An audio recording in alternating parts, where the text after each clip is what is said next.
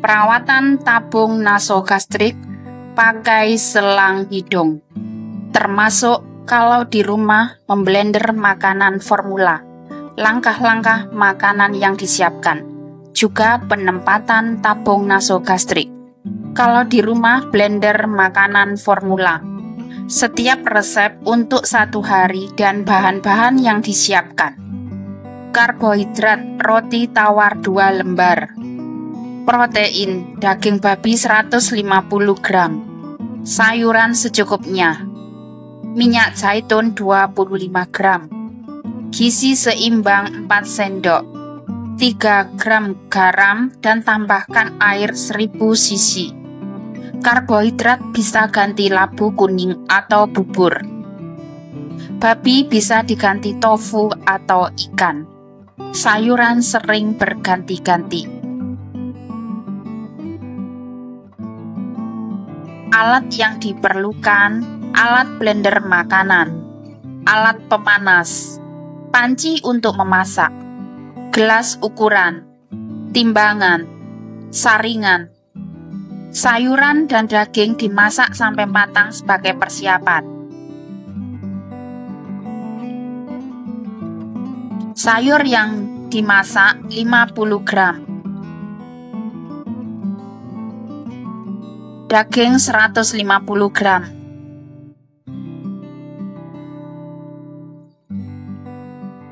Minyak zaitun 2 sendok. 4 sendok gizi seimbang.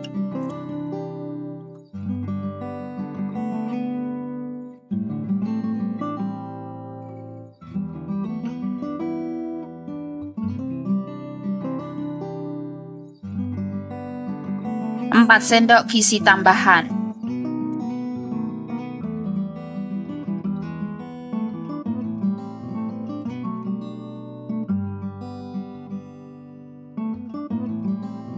Roti tawar 2 lembar.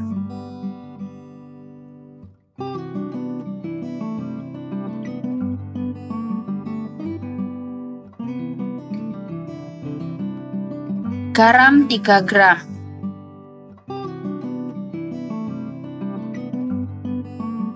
Tambahkan air 1000 cc.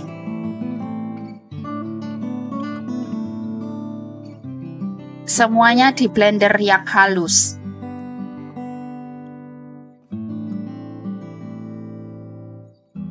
Karena selang sangat kecil, harus benar-benar halus untuk menghindari kemacetan selang.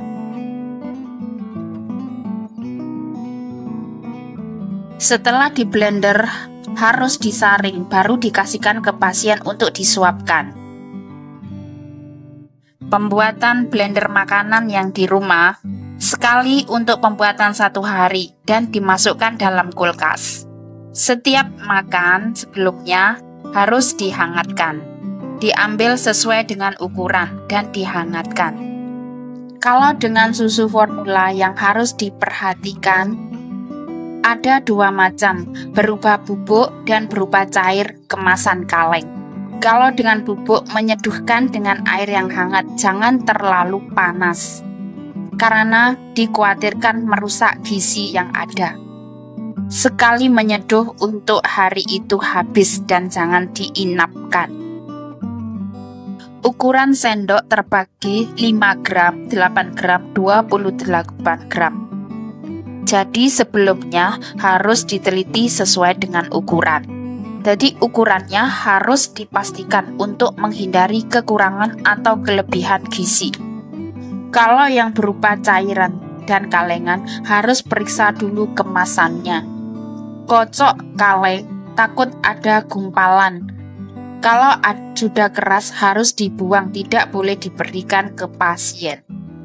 Pakai alkohol, tutupnya disteril. Setelah dibuka, boleh diberikan ke pasien tanpa dihangatkan.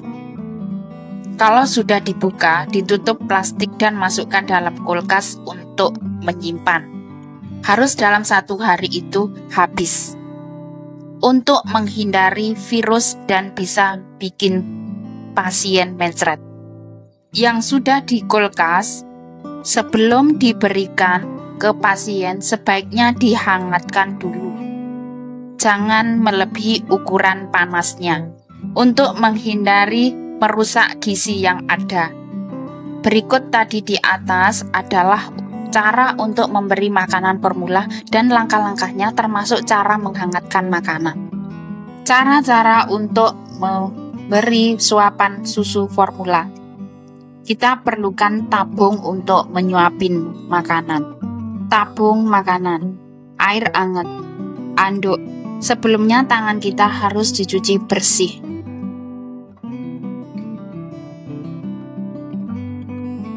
Alat untuk menyiapkan semuanya harus disiapkan dan bersihkan lingkungan sekitarnya agar pasien merasa nyaman saat makan.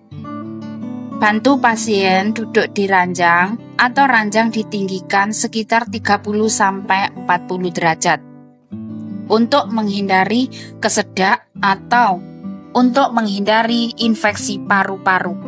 Sebelum menyuapi, sebaiknya teliti dulu selang hidung untuk penempatan yang pasti. Handuk ditaruh di dada pasien supaya lebih bersih dan untuk menghindari kalau muntah bisa terjadi virus. Setelah itu, selang disedot untuk mengetahui sudah dicerna apa belum makanan yang ada di lambung pasien. Kalau disedot lebih dari 100 cc, berarti pencernaan itu lambat. Sebaiknya 30 menit lagi disedot lagi untuk memastikan yang disedot itu kurang dari 100 cc. Baru kita bisa menyuapin. Saat menyuapin, tabung nasogastrik harus ditinggikan. Tapi harus diperhatikan antara ketinggian pasien tidak boleh lebih dari 40 cm. Masukkan dulu 30 cc air untuk memastikan saluran itu lancar. Saat menyuapin sebaiknya pelan-pelan, dikhawatirkan angin masuk. Kalau terjadi pasien itu batuk atau terasa tidak nyaman atau dia merasa gugup, sebaiknya menyuapin diberhentikan dahulu. Sebaiknya telepon perawat atau dibawa ke rumah sakit untuk mengatasi.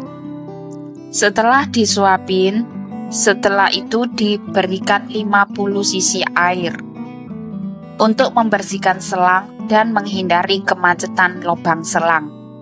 Setelah menyuapin, posisi tetap 30 atau 45 derajat selama 30 menit sampai 1 jam untuk menghindari makanan, kesedak, dan infeksi paru-paru.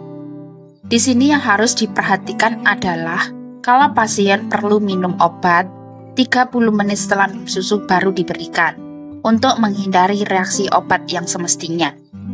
Obat harus ditambahkan di air dan benar-benar sudah lebur untuk menghindari kemacetan selang. Penempatan tabung nasogastrik. Penempatan tabung nasogastrik diperlukan solasi dan gunting. Setiap pasien harus dibersihkan mulut, gusi, dan hidung. Setiap hari atau 2 hari sekali, penempatan tabung nasogastrik diganti solasinya. Sebelum ditempelkan di hidung, diputar tabung nasogastrik untuk menghindari penindihan. Saat mengganti solasi, potong sekitar 8 cm. Di ujung-ujungnya dilipat sekitar 0,2 cm. Di tengah bagian solasi dipotong 5 cm.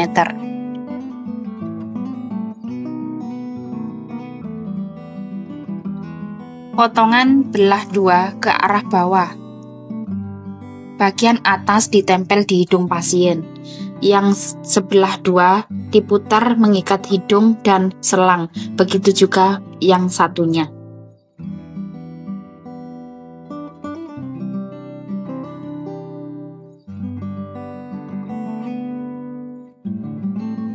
Penjelasan tadi di atas berkaitan dengan menyuapin tabung nasogastrik dan penempatan tabung nasosastrik secara tepat.